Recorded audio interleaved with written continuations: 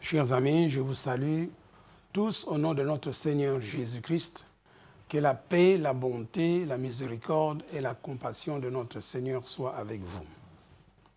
Ceci est un message pour vous exhorter, vous encourager à garder votre foi inébranlable, malgré ce qui se passe et ce qui secoue le monde entier actuellement, à savoir la pandémie du coronavirus.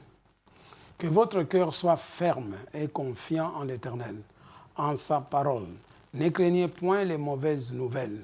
Comme nous le dit le psaume 112, verset 7, lisons « Il ne craint point les mauvaises nouvelles, son cœur est ferme, confiant en l'Éternel. » Que votre cœur soit ferme et confiant en l'Éternel, en sa parole. Ne craignez point les mauvaises nouvelles, comme nous le dit le psaume 112, verset 7. Ne craignez pas la disette, car Proverbe 10, verset 3 nous dit « L'Éternel ne laisse pas les justes souffrir de la faim. » Ayez confiance en Dieu. Cramponnez-vous à lui, car c'est lui qui est notre refuge, notre retraite, notre forteresse, notre bouée de sauvetage.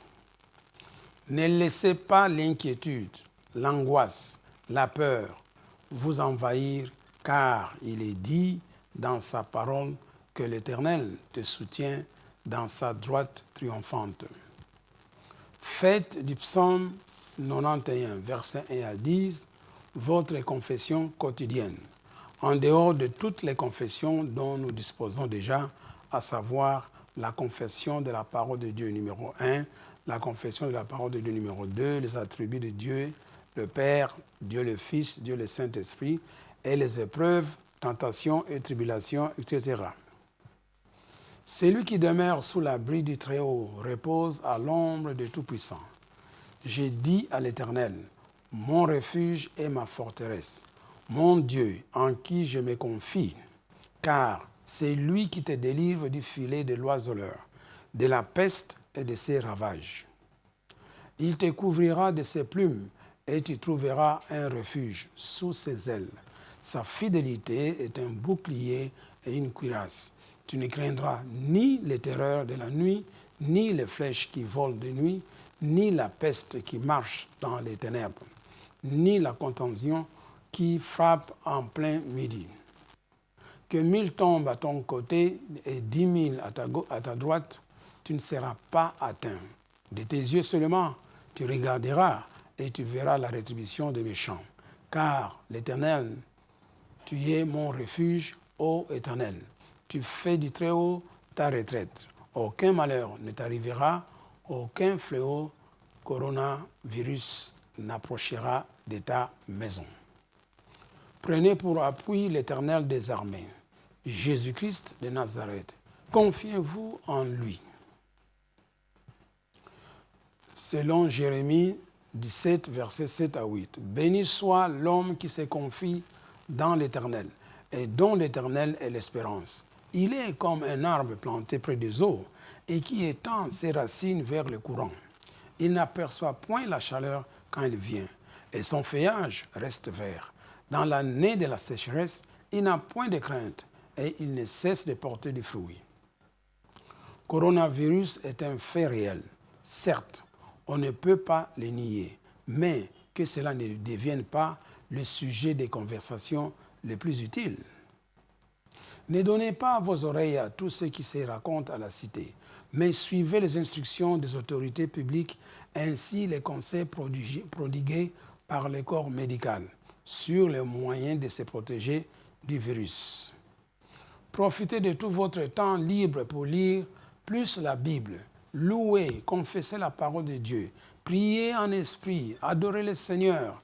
C'est ce qu'il attend le plus de nous et cela nous aidera à chasser la peur, les angoisses qui peuvent nous envahir. Que tous les licenciés, assimilés et diacres s'organisent pour faire le suivi de tous les fidèles nouveaux convertis et principalement les nouveaux membres, pour les exhorter afin que leur foi ne défaille pas. La solution à ce coronavirus, c'est Jésus-Christ et personne d'autre. Plan du salut en 4 points concernant le coronavirus. Comme d'habitude, point 1, le problème, c'est coronavirus. Point 2, solution, c'est Jésus.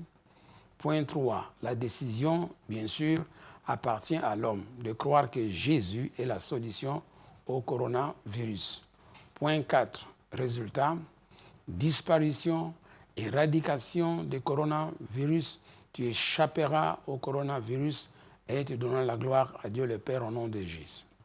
Jésus a dit dans Jean 16, 3, « Je vous ai dit ces choses afin que vous ayez la paix en moi. Vous aurez des tribulations dans le monde, mais prenez courage, j'ai vaincu le monde. » Respectons les consignes des autorités publiques, du gouvernement et du corps médical.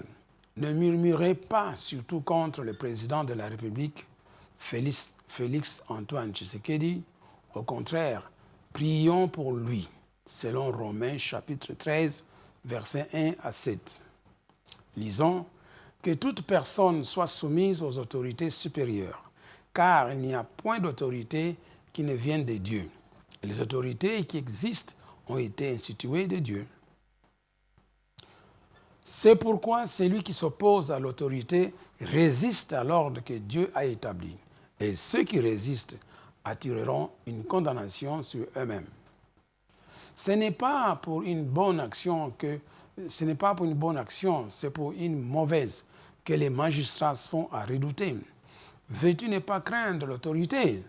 Fais-le bien et tu auras son approbation. Le magistrat est un serviteur de Dieu pour ton bien. Mais si tu fais le mal, crains, car ce n'est pas en vain qu'il porte l'épée, étant serviteur de Dieu pour exercer la vengeance et punir celui qui fait le mal. Il est donc nécessaire d'être soumis, non seulement par crainte de la punition, mais encore par motif de conscience. C'est aussi pour cela que vous payez les impôts, car les magistrats sont des ministres de Dieu entièrement appliqués à cette fonction. Rendez à tous ce qui leur est dû, l'impôt à qui vous devez l'impôt, la tribu à qui vous devez le tribut, la crainte à qui vous devez la crainte, l'honneur à qui vous devez l'honneur.